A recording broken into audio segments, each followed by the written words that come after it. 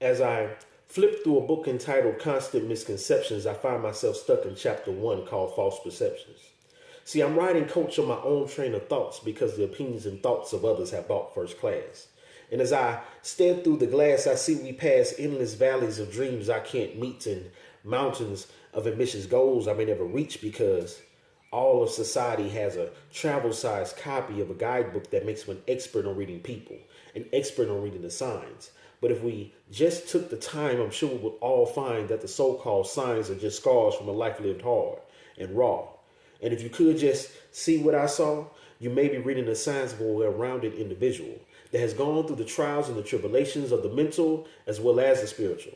But alas, we are all stuck on the same page but different paragraphs, just paraphrasing the phrases that help form an instant profile of a stranger, providing stereotypes that have directed the wrong kind of attention to the dark, brown, and light complected, and jotting down notes of quotes that help all others see all of the wrong instead of all of the right in black folks. Because we're stuck in a book entitled Constant Misconceptions in chapter 1 called False Perceptions.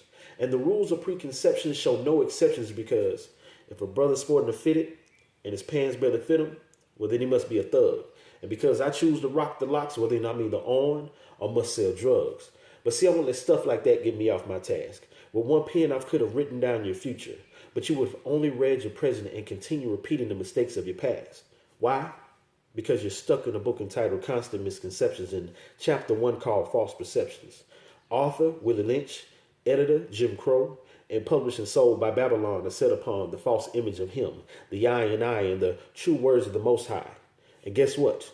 Book sales will run amok, but I refuse to be left to society and be left looking stuck. So y'all are just out of luck.